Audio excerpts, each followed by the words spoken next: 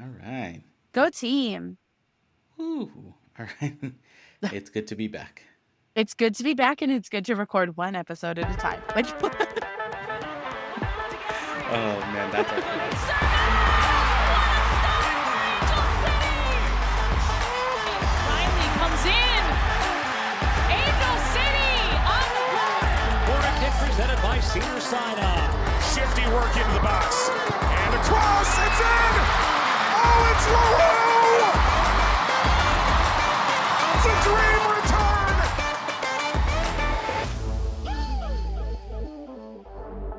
Welcome to Casual FC, an Angel City preview pod.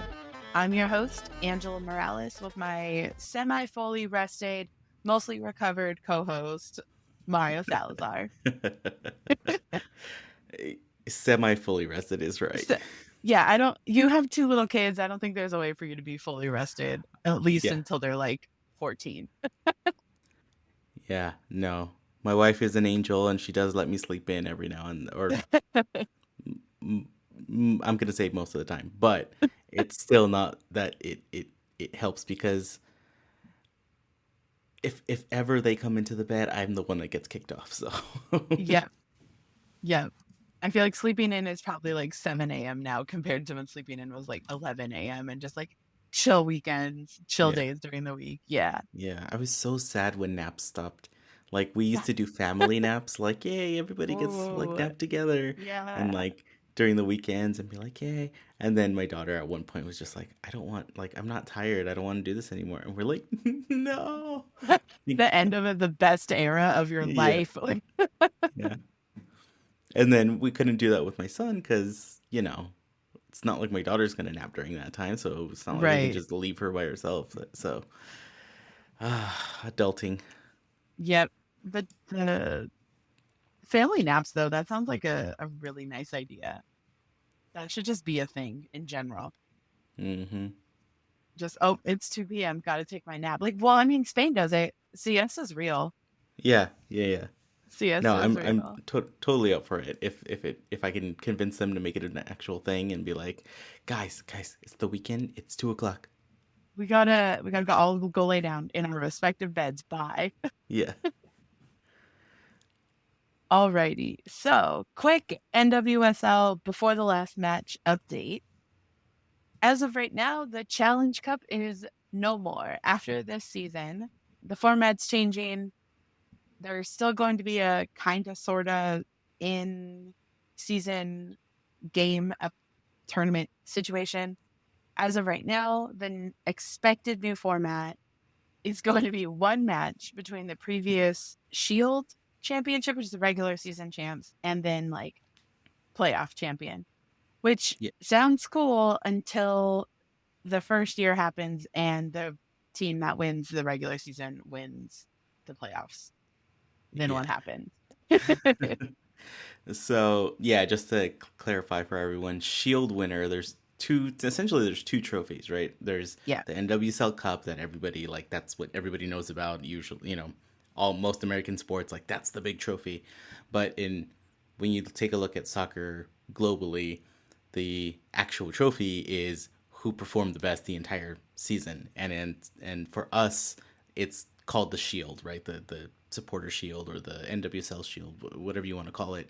And it means that you had the best record out of the entire season. So your team had the most points, but then, that just leads you into a playoff that you may end up losing. You may have had the best record the entire season and Yep. then lose in the playoffs. So, very kind of American thing to do, but that's how the Challenge Cup might be unfolding for the next iteration of it.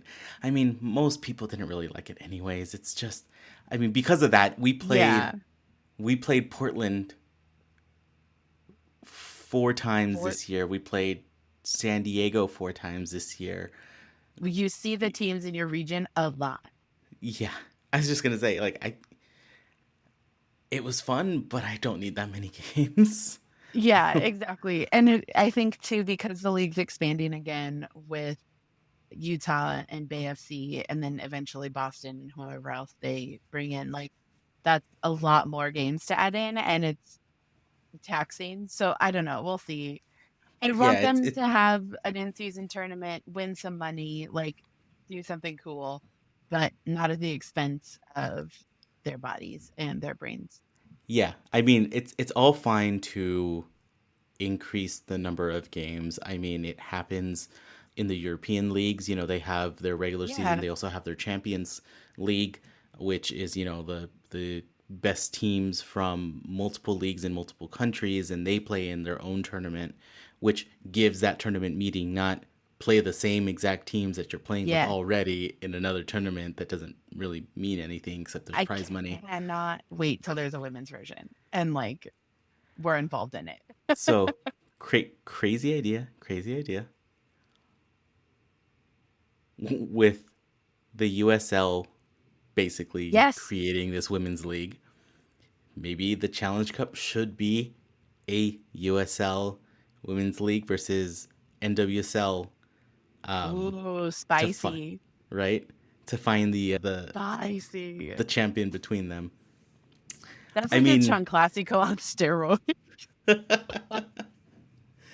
I mean, luckily we're not getting a USL rival in this market in the like LA, Southern California area, Yeah. but Yeah. you never know. I mean, they're launching a bunch of those teams in places that already have an NWSL team, so I was actually surprised we weren't going to have a USL chapter out here. So we'll see. I mean, there's a lot of competition already. I mean, Angel City Yeah. already has a lot of competition to like sift through with multiple basketball teams, multiple hockey teams, Yeah, multiple when you football have, teams, like, multiple 8 baseball teams. teams. In a 40-mile radius. Maybe don't add another one.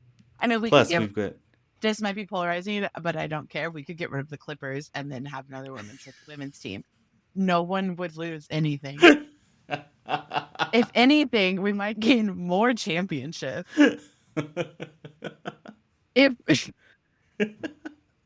If you don't know, I am a huge shit talker, especially when it comes to the Clippers.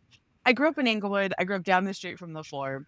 I grew up going to Showtime. Like, the Lakers are the only men's basketball team in Los Angeles for me. The Clippers are like JV. And I live very, very close to this new behemoth of a stadium, and it pisses me off every day. I will soapbox about this for hours. Don't let me do it. Okay, so in an effort to not get you doing it, Yes. let's move on. We just had a game. We're back into the regular season. Yes. What happened? So we played Racing Louisville at Lynn Family Stadium in Louisville, Kentucky. And it was M.A. Vignola's return after her injury. Her brother let us know their whole family was there. So shout out to the whole Vignola fam. We're going to try, when they're back out here in LA, probably next season, we're all going to try and like hook them up with stickers and like meet them. And they're big supporters of the podcast. They're big supporters, obviously, of the team of MA.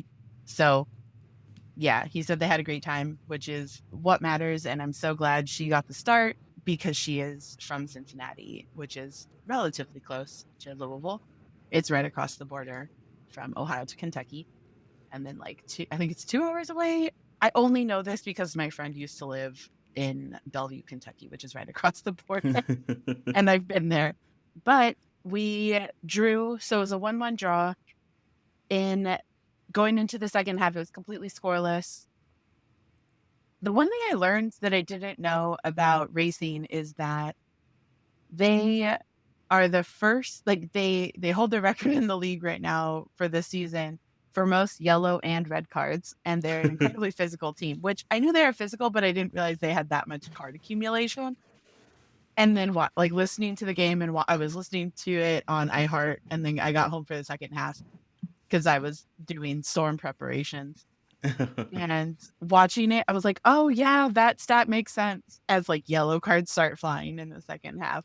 But like I said, scoreless in the first half. We subbed in a few people. I think the substitutions were great. Keijo came in the second half and around the 60th minute and scored a few minutes later for us to go up 1-0 with an awesome goal that was super close and close range and well on point. only to then be equalized roughly almost 15 minutes later by Kristen Davis. And she scored after being in for 8 minutes. Like, she had gotten subbed in around the 70th minute. She scored in the 79th. And we held on for the draw. We made a strong push to score. Had a few shots on goal, but nothing made it to the back of the net, which was a super bummer. It was nice to see so many World Cup players back for both teams. Wang Shuang was back. Kanu was back.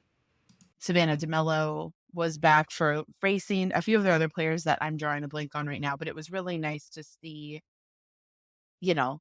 people who had such good tournament showing personally. I say that because Savannah played great, but obviously the US didn't collectively do as well as everyone wanted. But then to have Alyssa and Cap, Allie Riley back, June and Julie are taking a little bit more time, which makes a lot of sense. Yeah, but they're back. They're just readjusting. There's been June's on her way. June's on her way back. June's on her way back. I think she might already be back stateside.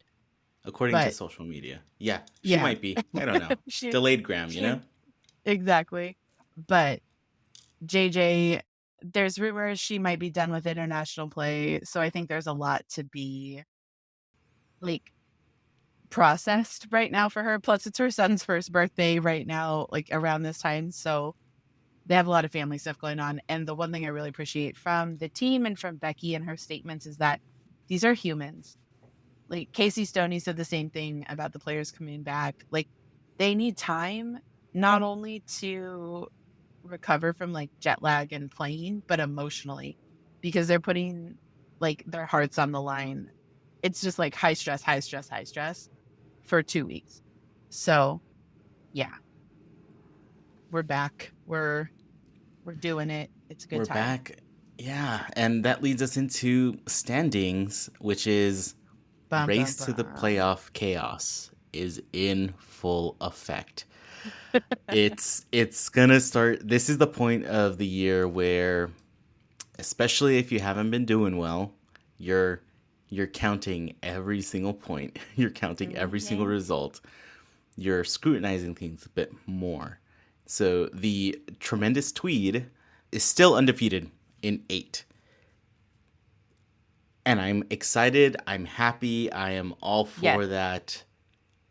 But ties are not going to do us that much. The ties are really great during the normals, the beginning of the season when you're ramping things up. Of course, we've already established she's been handed a crappy situation to come in, and she's pulling them out of the mud. Yeah. But absolutely. Like I said, race to the playoff chaos, every single point and every single decision starts to get scrutinized. So we are currently tied for 10th. And as I like to say, when we're at the bottom, we're honestly really tied for 11th there. On 18 points, we're only in that 10th position because of our goal differential, and the goal differential is only by 2. So honestly, that can flip pretty easily. Again, San Diego Wave has not moved from their 6th place. They are tied with the OL Reign at 24 points. So OL being in 5th place and San Diego being in 6th. Now to tinfoil hat this whole thing. The way I broke down the Challenge Cup in our Challenge Cup episode, especially when things were looking up and we were getting in those last couple of matches, we have a shot. We're not out of this by any means. It's a long shot, and ties and losses are not going to help that at all. But there are 6 matches left. So there's a total of 18 points possible on the table. At this point in the season, most of these matches are really what you can consider these 6-point games. And to help define what I was trying to say here, I actually looked it up. And Wikipedia says the 6-point game, it's a cliche of the importance of one team widening the gap over another team when they're very close in points, or or the lower team being able to jump the top team with one win, right? So the idea that right now we're at 18 points and then the Houston Dash are at 19.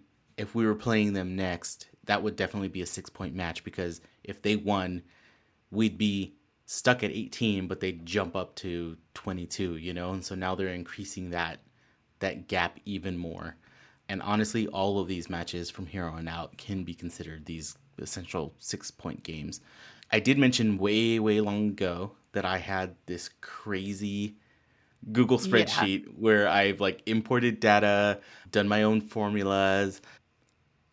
So I'm calling it the handy dandy spent too much of my time making spreadsheet, where I'm only 93% confident in the formula's standing table. Out of that, from what I can, and it's worked with me in the past, so I think I'm pretty good here, but still there's way smarter people out there working on probabilities and stuff. We need a total of 22 points to reach the playoffs. That's a combination of wins and other teams dropping points. Now, any of the teams above us, when they lose, that helps us. Is Portland losing going to help us? Not a ton. But if Portland keeps winning and they're making teams in 6th, 5th, or 4th place lose, that helps us a ton. So exactly. We're at a point in the season right now where, like I said, it's possible, but there's way too many variables to try to even talk in a general, in a normal logical sense. Without sounding like you're pointing to your murder board and there's exactly tape and strings and highlighters everywhere, and you're stressed out of your mind. Yes. 9 Red Bulls. Yeah. Okay, so like I said, total of 22 points to reach the playoffs. Taylor Vincent on Twitter also posted up. So last year the playoff line was 33 points, which we just missed. This year it's starting to trend. The playoff line is going to be at 34 points. And with us being at 18, we basically need to win 5 out of the last 6 games. That's so much. I mean, it's not saying we can't do it, but that's a tall order. Yeah. But like I said, based on my calculations, 22 points with it's a combination of 22 points, right? If we can hold, when we play teams that are on the lower part of the bracket, of the playoff bracket, if we can hold them to losses, it makes our chances even better because we keep closing that gap and then we can pop over them. Out of our last 6 matches, only Kansas City and Chicago are below us. They're the 11th and 12th place. From here on out, we have Oil Rain next, then which are in the top 6. Then we have Kansas City and Chicago. And then we have the Pride, which are not in the top 6, but they're still above us, so it's still a team we need to beat. We have the Dash, again, not in the top 6, but still a team we need to beat. Right, Orlando, Portland, Houston, and us are all just in this mess in the middle.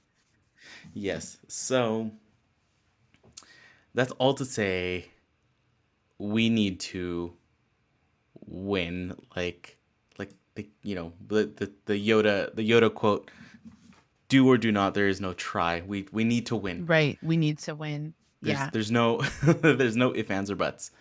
And we need to win with a goal differential in our favor in case there is a tie. In case there is a tie. So we need to win with good amounts of goals. Yes, which I think we can do. I mean, I put it out there that we could score 10 against Gotham. We very well could have. We didn't.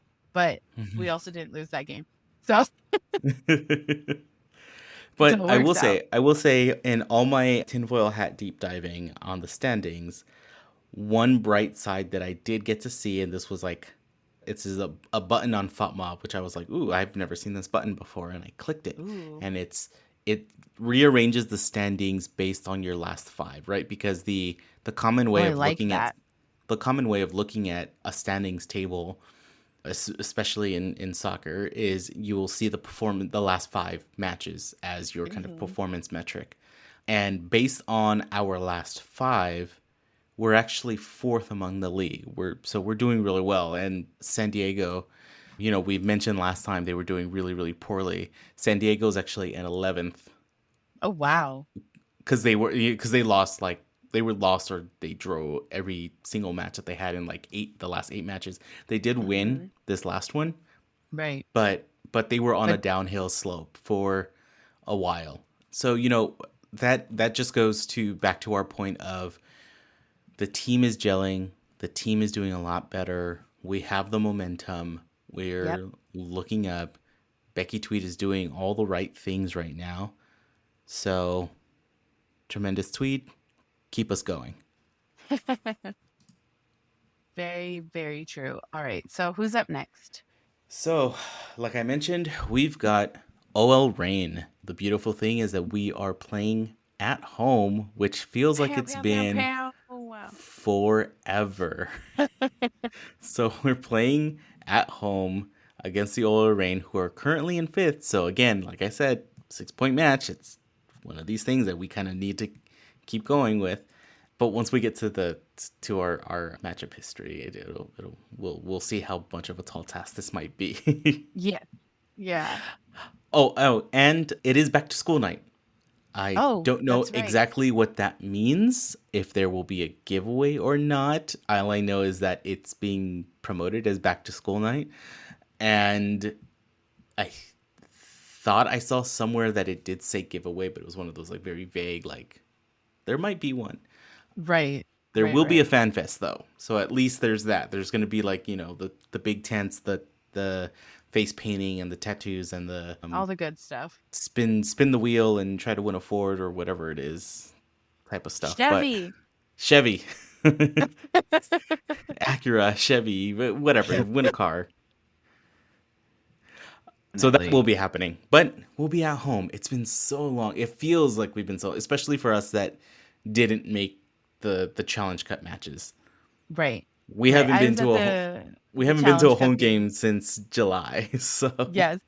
And having the World Cup break, it feels like forever. And the hard part is that this is the time of the season where we end up playing a lot of away games. We front load with home games, which is great. But now I'm just there's only 3 more home games, and I'm getting really sad that means that the season's coming to a close. Yeah. And I just I'm not ready for that yet. I want to start over. And then the sad part is that we're rooting for making the playoffs, but we're so low on the table that we're not going to be able to play any home games really. Right, if we won't have the advantage. Honestly, if we make it, we're gonna squeak in. So we won't have home field advantage. We're gonna be playing away the entire time. Yeah. But you know what? Crazy run of making it all the way to the final. The final's going to be in San Diego. So we could do it. We have home field advantage at this point in San Diego. Yeah. Based on fan base and how well we travel, it's basically like Chase Field in Arizona when the Dodgers go play. It's just Dodger Stadium 2.0. This is just BMO in San Diego. All right, so getting into the nitty gritty about this upcoming game, there are so many players coming back from the World Cup. Obviously, it's over. People have been back training with their teams, getting used to being back home, all that good stuff. Like we said, we have to win this one to keep us anywhere near the playoff run. The Reign are coming off a loss to Kansas City, which is good for Kansas City, not great for us, because teams like the Reign, who have reigned over this league, pun incredibly intended, they're a very solid group. They have played together for a long time. They're a very good team. When you lose to a team that's not doing so hot, you come back twice as hot. How dare we let that happen? So they're going to want to win badly, and we're going to want to win badly. And it's just going to be a matter of who has more finesse and who has more who, not necessarily who wants it more, because I don't think it's that. It's who can stay mentally ready without getting too in their heads about winning during this game. Because while the Reign are basically in the playoffs as we speak right now. That doesn't mean they're going to stay there. So I mean, we'll see. they're I if mean, they're we're most likely gunning, going to if stay we're there. okay, yes, they're gonna most likely gonna stay there. But if we're gunning for this sixth spot, which is San Diego, right? Yep. OL and San Diego are tied. There's only 6 matches. There's a possibility Yep. that both of them drop out. I mean, who knows? Crazier stuff has happened. This season is going to come down to the last day of regular season again. It always does. Like, them's the rules for the NWSL. But as I think we've mentioned before, this is Pino, or Megan Rapinoe, affectionately known as Pino around the world, has announced her retirement both from international play and the NWSL. So this is our farewell match for Pino at BMO. It's the last time the team will be playing with her here in Los Angeles and against us, most likely in general, which, whoa, I'll talk about that later. Like, we'll get into that. This is another Angela Cries on the Podcast episode. Get ready. So, players to watch, as I'm like, segue. So, we have for Angel City 2 players to keep an eye out for. The first is Mackenzie Pluck. She is a midfielder, and she's a rookie-ish. She's been playing most of the season here and there on and off. We signed her, I want to say, like 2 months into the season. She had a little knock, so she was rehabbing a little bit in the beginning of the season, but now she's being subbed in more in the second half, getting her legs under her. She played at Duke and was actually teammates with Lily Nabet when they were both there. She had a fantastic career at Duke. She holds the record for the 4th most assists in Duke women's soccer history, and that's 29 assists over her career there. She also scored 21 goals. So while she's a midfielder, she's an attacking midfielder, which is awesome. She's played great when she's come in, has definitely been a game changer and has allowed other players to get open. And that's the interesting thing about newer players when they're subbed in. A lot of times, scouting reports don't include as much information on them. So you can kind of sneak through the defense a little bit differently and make bigger impact because the other team isn't necessarily prepared for your specific style of play. They would be for somebody like Megan Rapinoe, who's been in the league forever, and you know her style of play, what her specialties are, how to guard her. There's years of history on her versus somebody who's newer, and it's like, okay, well, this is their college career. How do they play in the big leagues? So excited to see her play. She played great in the last game, so we'll see what happens. Next is Amandine Mandy Henri. So she goes by Mandy. She is our French superstar who we signed for 3 years and optioned for a 4th. Mandy, like we mentioned during the World Cup episodes, had a calf injury? Calf or a quad? I cannot keep it straight, and I really think it's a calf. Something in her leg. Yeah. Like, this is one of those, like, hockey references where it's just upper body, lower body. Like, no real designations of what it is. She's got a lower body injury that kept her off the French national team for this World Cup. She is making her return to the NWSL when she graces us with her presence on the pitch. She played for Portland in 2017, where she won a championship. But she has also won championships with PSG, which is a team in Paris, and Lyon in France. So, like, she is not a stranger to wanting to win the championship, like no holds barred kind of thing, like just win at all cost. That's the kind of player she is, kind of like how Julie Ertz is, where, yeah, you're in the midfield, but you're breaking up the defense and like accelerating the offense. You're a catalyst there, and that's her job. She usually plays a little bit more defensively in the midfield, but she can also score. She scored a ton throughout her career. She's fantastic. So I'm really, really, really excited. I hope she plays this weekend. It'll be really, really cool to see her play. She didn't sub in Louisville. So if she comes in at all on Sunday, it will be her first appearance for Angel City. I'm also so excited to welcome Ellie Riley back to the stadium because of her impact in the World Cup.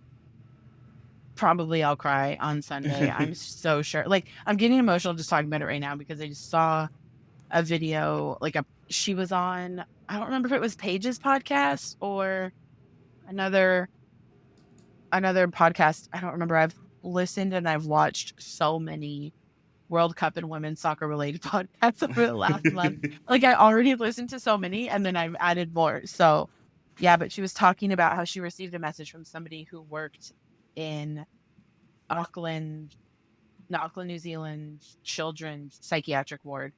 And they had a kid in there who either is gender nonconforming in some way, trans, I'm not sure, it wasn't specified, but they had attempted to take their own life, and seeing her nails painted with the rainbow flag and the trans pride flag helped them push through. Like, the person that messaged Allie said, like, this kid went from being so sullen and so downtrodden to seeing her represent her country and this community, that the next day this little kid was painting their nails and like so pumped to be alive. And this is one of those things that's incredibly important for a lot of reasons. And it sucks that we have to still have this conversation. I told you I was going to cry. I didn't think this was going to be wide. Jeez. There's been a lot of things happening and a lot of rhetoric around the LGBTQI plus community around the world and our levels of safety and our levels of representation. And yeah, it's just it's a heavy topic, but Ellie Riley is great and she's going to be back on the pitch on Sunday. And I'm excited, needless to say. Yeah, I think we're all excited for her to come back. I know you are, a defensive cheerleader for like all defensive players, basically. Basically, I just love defense. Yeah, you're the one person in the soccer stadium actually chanting defense. Honestly, it's just me always. But I mean, not to gloss over the issues. I did see that interview and that conversation she had about the person and how, she hopes that they're continuing and if there was some way that she can contact them, that she would. Yeah. And I just want to say that for a lot of these players, but specifically for the Australian and the New Zealand players and the impact that they had on their nation and on the women and girls and just Young everyone humans. that's a fan, they did an amazing job. So knowing that the impact she has and appreciating that, I think is a great thing. And she's so humble about it too, which is like, damn it, you can't be more like adorable. You can't be better and, like, than an you amazing already person. are. Yeah. And so she amazing. I think welcoming her back and welcoming all the players back from the World Cup, it's going to be great. And here's to those 3 points. Definitely. If you're there on Sunday, bring earplugs, bring headphones. It will be excruciatingly loud in the stadium. I already know, especially because, like I said, the farewell tour for Megan Rapinoe continues at BMO this weekend. And like, I mentioned that I didn't grow up watching or really playing soccer at all. It wasn't the sport for me at the time. But like, the same goes for my family. We're predominantly a baseball, basketball, tennis, track and field family. And my aunts and my mom were at the last home game for the Challenge Cup. And they were like, oh, when's the next game? My mom's like, oh, not till August. And they're like, oh, who are they playing? And they found out we were playing the Rain, and that was Megan Rapinoe. And that's their like beacon of women's sports, or women's soccer, I should say. the beacon in our family. I think that's everybody's beacon. Her hair Yeah, is just exactly. the It's like her hair is the beacon alone. But they were like, oh, there's still tickets. So my aunts are now coming to their second game. And it's exciting because I'm like, yay, like my whole family's here. But yeah, Megan Rapinoe, a forward of a generation. Part of the reason why I even like women's soccer is because of Megan Rapinoe in 2015. Like, it's one of those kind of things like, oh, I like the way she plays. Cool. And that kind of got me into the women's national team, all that. So there's a big history there. Pino's also from Northern California, so she's kind of a adjacent hometown kid in that sense, where she's very connected to the state. She's known for corner kicks, Olympicos, and literally until this World Cup, penalty kicks. Like, the one time she skies one is her last one ever. Like, it's just stupid. Like, this season is wild. But I refuse to say that she is polarizing because I don't give a shit if you think she is. And I mean, sometimes when players are retiring, sometimes I think like, oh, I wonder if they had walked away a season earlier, what things would have been different. But it's really hard to do, to walk away from a sport that you've made your life around. And she's been such a voice. She was part of the national team that fought for equal pay, along with Kristen Press and Tobin and like everybody, Alex Morgan, Ashlyn, Ali Krieger, all that. So she has a place in history in women's soccer, women's sports in general. She is a player of the year for the NWSL, for FIFA, for like everything. She's just great. She probably won't play the whole game. She'll probably just sub in the second half, but whatever. I'm just excited. Rose Lavelle is on OL Reign.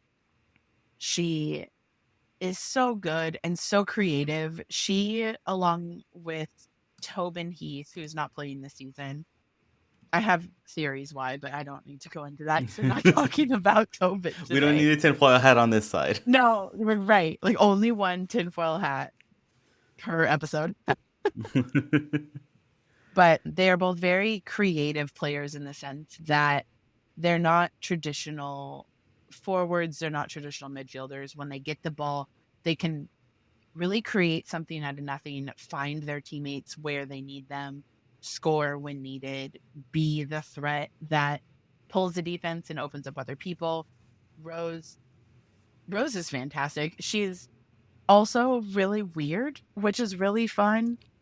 I think as the NWSL has grown, as the popularity of the women's national team has grown, you don't see it as much.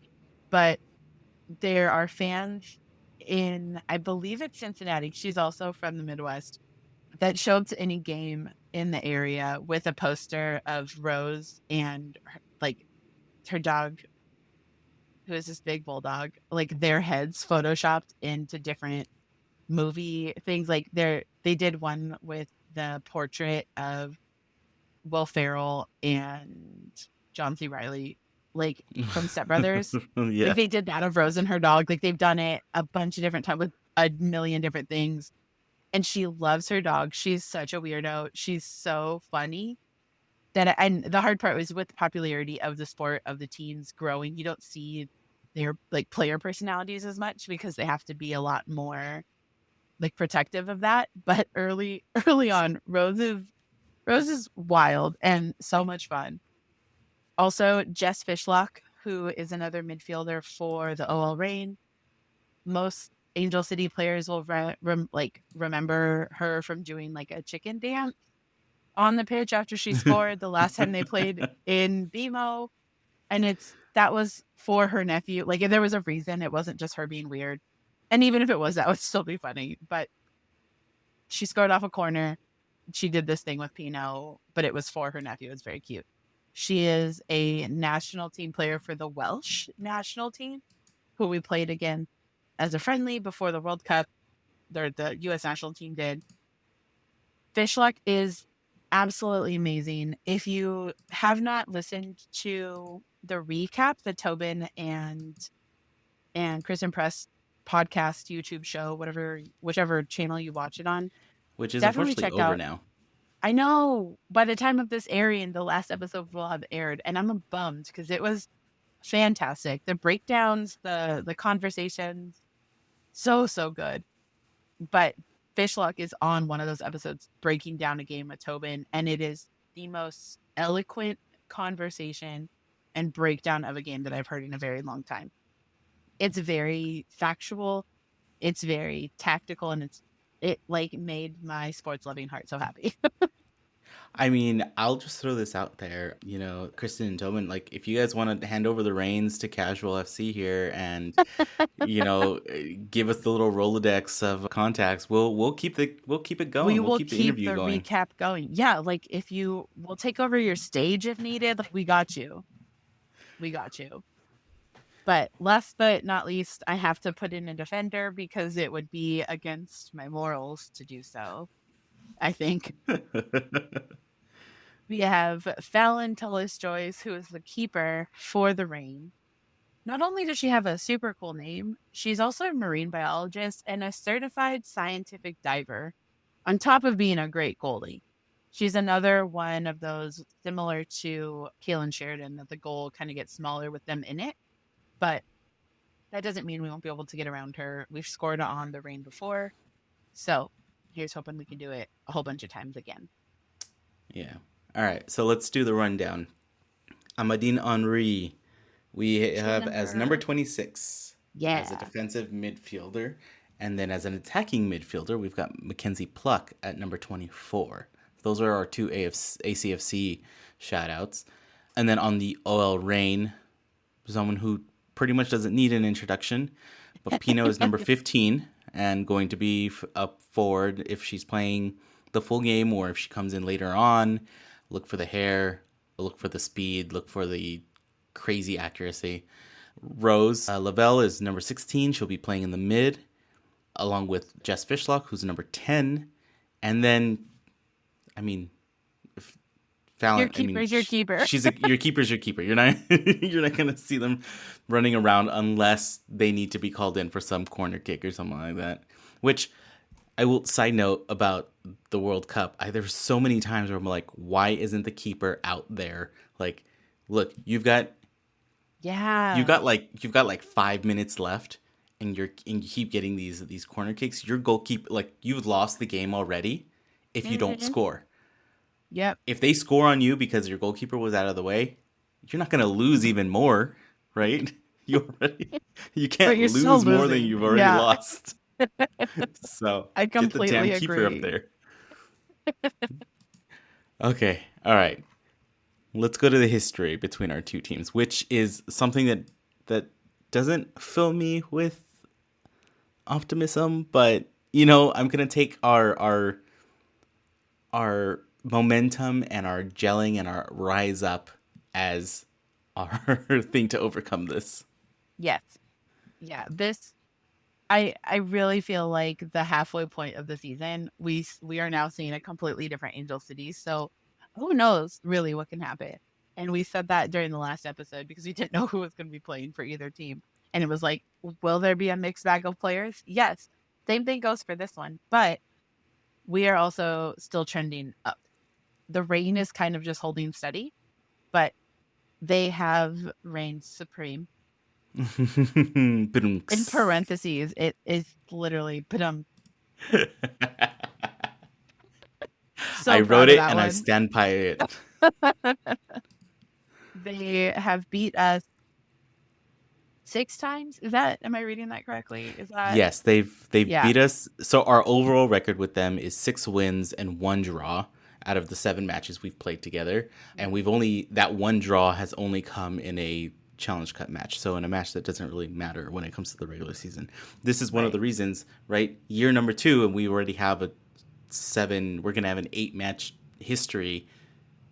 It shouldn't be that many. Right, right. But, yeah, so it's trending not in our favor, but, you know, you can always change your cards. Regular season matchups, we are like the Reign have won all 3 of them. So I'm really hoping we pull this one to make it a 3-1 and we can work on fixing that over the next couple of years. And then based on that, you guessed it, in our first meetup of the regular season in Seattle, we did not win. I'm just going to leave it at that. All right. Well, on the brighter side, like we said, home match. Let's get excited for it. Yay! The match is going to be on Sunday, August 27th. It's going to be at BMO, and it's going to be a 5 o'clock kickoff. There will be a fan fest. So the fan fest, I believe, starts somewhere around like 12 or like 1 o'clock. 1. Yeah. Keep an eye on the socials for the deep. Yeah, we'll repost it at some point, but keep an eye on Angel City's socials and stuff. Those events are really fun. You know, like I said, face painting, tattoos, music, DJs, food. There's always some type of like carnival kind of atmosphere event. And then all the SGs are also on the grass. So it's just a big party. It's a big fun, super welcoming for everyone, for the whole family. I know my daughter was really bummed about not being able to get her face painted because by the time we got there, the line was being cut off. So we might have to get there a little earlier next time. And so, yeah, but if you're not going to be able to make it, again, look at the broadcast schedule. We've got Bally SoCal, which is our local broadcaster. It's a cable channel, so you're going to have some cable package to get it. But the great thing about that is that they will be Angel City specific broadcasters. So they're going to be calling out all the corner kicks by Cedar Sinai. They're going to be calling out more information about our players, and they'll be more excited when Angel City is doing something rather than when the All Rain does something. Yeah, you'll get the right emotion from these commentators. Exactly.